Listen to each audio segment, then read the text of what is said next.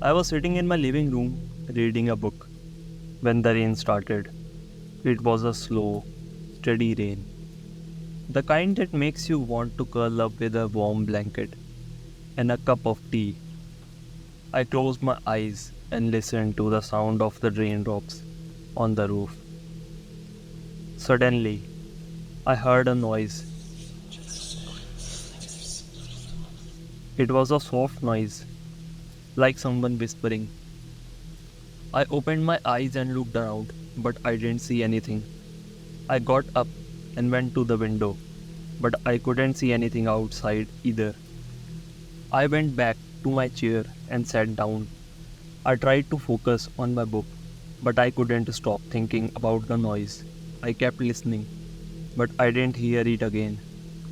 I started to feel a little uneasy.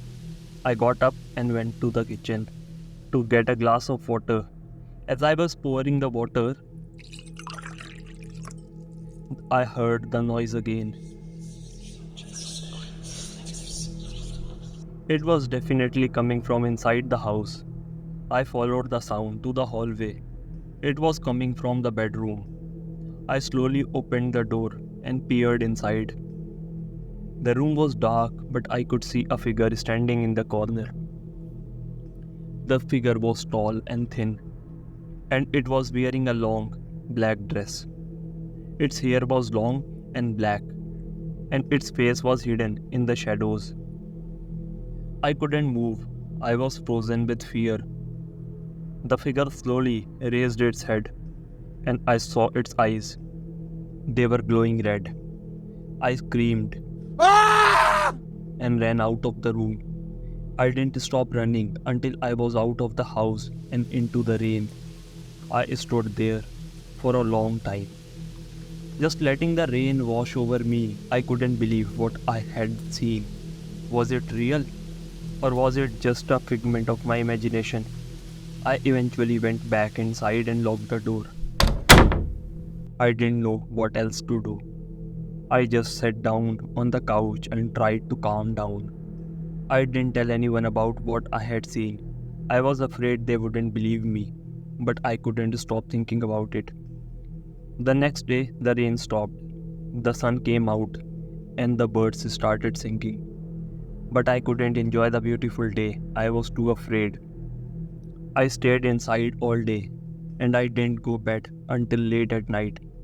I was exhausted, but I couldn't sleep.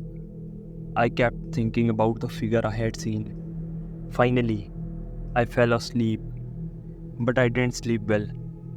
I had nightmares about the figure. The next day, I went to see a therapist.